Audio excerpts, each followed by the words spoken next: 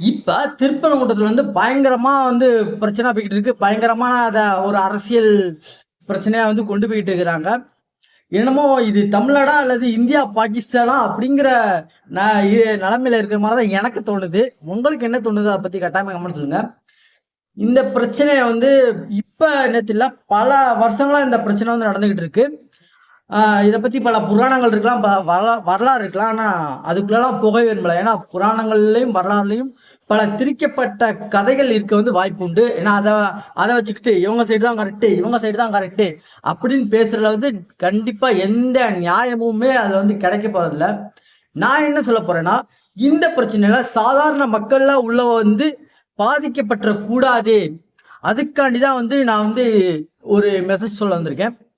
அதாவது இப்ப ஹிந்து அப்படின்னு சொல்லிட்டு ஒரு அரசியல்வாதி பயங்கரமா பேசிக்கிட்டு இருக்கிறாரு. யாருனாலும் நீங்களே ஒரு ஒரு அரசியல்வாதி அசிம் பண்ணிக்கோங்க, அது உங்ககிட்டே நான் விட்டுது. அந்த அரசியல்வாதிகிட்ட ஒரு இஸ்லாமிய கடவுளோ ஒரு இயேசுவோ நான் உங்களுக்கு ஒரு வரம் தாரேன் அப்படின்னு சொல்லிட்டு கேட்கிறாரு.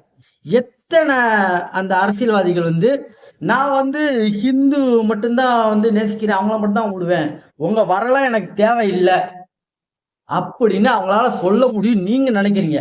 மக்களே கட்டாயமா கமெண்ட் சொல்லுங்க. அது மாதிரி கடவுள்னா ஃபர்ஸ்ட் யாரு? நம்ம ஏன் கடவுளை கும்பிடுறோம்?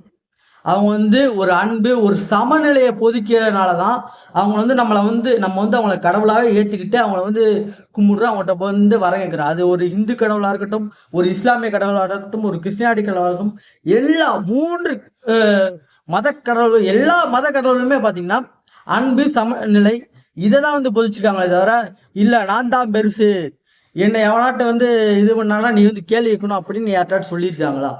அப்புறம் இதை வச்சுக்கிட்டு அரசியல் பண்ற அரசியல்வாதிகள் நீங்க எப்படி நம்புறீங்க அப்படின்னு ஒரு பெரிய கொஸ்டின் மார்க் நீங்களே உங்க மனசுல கேட்டுக்கோங்க. இதை பத்தின உங்களோட கருத்தை கட்டாயமா கமெண்ட் சொல்லுங்க.